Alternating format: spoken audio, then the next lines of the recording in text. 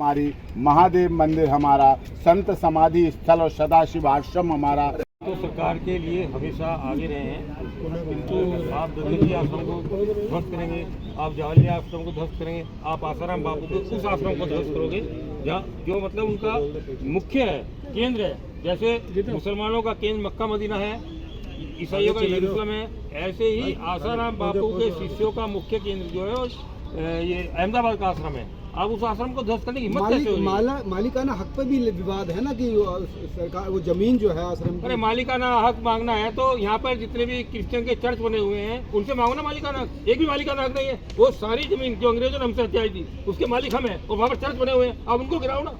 आप आश्रम को गिराने चले हैं। धर्म पर कुठाराघात है जी, सनातन धर्म पर कुठाराघात, सनातन धर्म पर कुठाराघात नहीं। आसाराम बापू को ऊपर, आसाराम बापू उनके जो शिष्य हैं उनके ऊपर बहुत बड़ा हमला। आसाराम बापू के 7 करोड़ शिष्य हैं। आप ना करो, सब आश्रम हमारे आसपास, हमारे ओलंपिक भी हमारा। लेकिन हमारा कहना ये है, समाधियाँ, आश्रम, समाधि स्थल ऐतिहासिक हैं, बहुत ऐतिहासिक हैं। दधीची जी का आश्रम कब वापस आ जाएंगे? दधीची कोई दूसरा जन्म ले लेगा? दधीची नहीं, जावल्ले ऋषि कोई दूसरा बन लेगा क्या?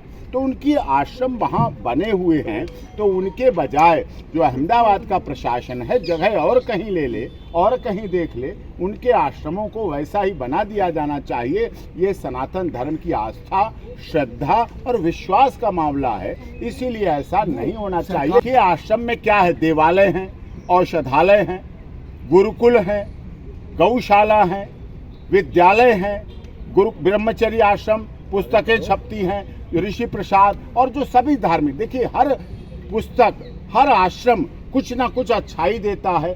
दुनिया भर से फॉलोअर्स वहाँ आते हैं। टूरिस्ट प्लेस की तरह मान लो, भक्ति का केंद्र मान लो, आस्था का केंद्र मान लो, श्रद्धा का केंद्र मान लो, कुछ भी मान लो, आप किसी तरह से मान लो। तो इतनी जगह बनी हुई है। अब तो वक्फ का अमेंडमेंट एक्ट बिल भी पास हो गया है।